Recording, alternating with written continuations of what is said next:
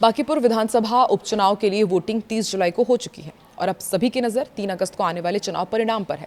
लेकिन रिजल्ट आने से पहले ही राष्ट्रीय जनता दल के एक बयान ने बिहार की सियासत में नया सवाल खड़ा कर दिया है।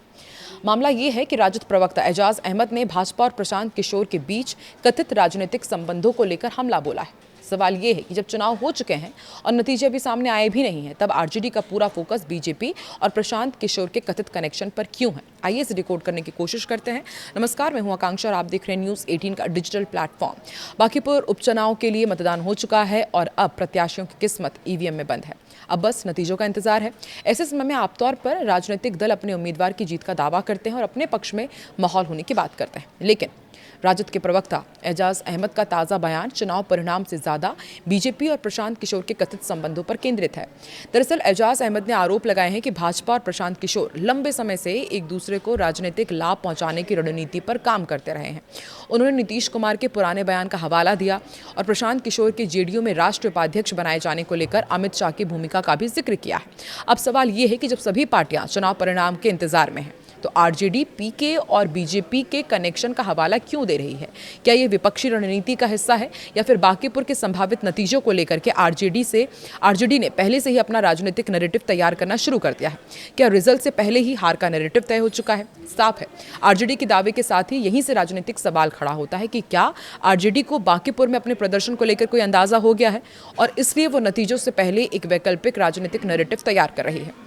दरअसल राजनीति में चुनावी नतीजे आने से पहले संभावित हार या जीत की वजहों को लेकर माहौल बनाने कोई नई बात नहीं है। जीत की स्थिति में पार्टी अपनी रणनीति का और सफलता का श्रेय उनको जाता है, पूरी रणनीति को दिया जाता है कि हमने इस प्रकार से काम किया, इस प्रकार से हमने स्ट्रैटेजी बनाई। लेकिन कमजोर नतीजे की स्थिति में कई बार बाहरी फैक्टर्स, वोटों का बंटवारा या विपक्षी दलों की रणनीति को वजह बताया जाता है।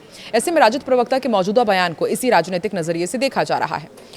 फोकस क्यों है बीजेपी पीके कनेक्शन पर आरजेडी का, ये भी आपको समझाते हैं। दरअसल एजाज अहमद का दावा है कि बीजेपी ने प्रशांत किशोर की जनसुराज पार्टी को 2025 विधानसभा चुनाव में एक तरह से प्रॉक्सी विपक्ष के तौर पर इस्तेमाल किया है। उनका आरोप है कि चुनाव के बाद भाजपा और प्रशांत किशोर के बीच कथित अंदरूनी समीकरण सामने आए हैं। राजनीतिक तौर पर राजद के लिए ये मुद्दा इसलिए महत्वपूर्ण हो सकता है क्योंकि प्रशांत किशोर अब सीधे चुनावी राजनीति में उतर चुके हैं और बांकीपुर उपचुनाव में प्रशांत किशोर खुद मैदान में उतरे हैं। ऐसे में बीजेपी और प्रशांत किशोर दोनों को एक ही राजनीतिक फ्रेम में रखकर हमला करना आरजेडी की चुनावी रणनीति का हिस्सा माना जा रहा है।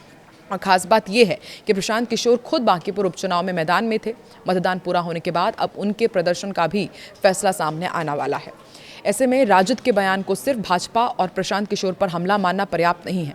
इसके पीछे चुनावी नतीजे को लेकर पार्टी की चिंता, संभावित राजनीतिक प्रतिक्रिया और आने वाले समय के लिए नैरेटिव तैयार करने की कोशिश जैसे तमाम पहलुओं के तौर पर देखा जा रहा है। अगर नतीजे में आरजेडी मजबूत प्रदर्शन करती है तो एजाज अहमद का बयान बीजेपी पीके के खिलाफ चुनावी राजनीतिक हमला माना जाएगा। लेकिन अगर आरजेडी को अपेक्षित सफलता नहीं मिलती है तो यही बयान एक अलग अर्थ में लिया जा सकता है। क्या हार से ही पहली बहाना तैयार है, ये भी सवाल पूछा जा रहा है।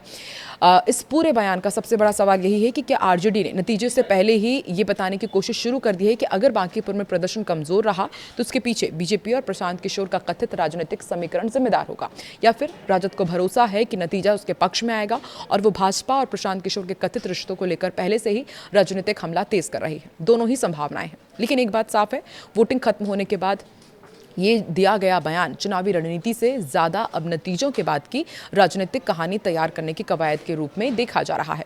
फिलहाल बांकीपुर के मतदाताओं ने अपना फैसला दे दिया है। अब किसी पार्टी के बयान से वोट नहीं बदलने वाले हैं। असली जवाब ईवीएम खुलने के बाद ही मिलेगा। अगर आरजेडी उम्मीद के मुताबिक प्रदर्शन करती है तो उसका बीजेपी पीके पर हमला राजनीतिक तौर पर सफल नैरेटिव माना जाएगा। लेकिन अगर नतीजा उल्टा रहा तो सवाल और बड़ा होगा कि क्या राजद ने बांकीपुर के रिजल्ट से पहले ही अपनी हार की वजह बताने की तैयारी कर ली थी?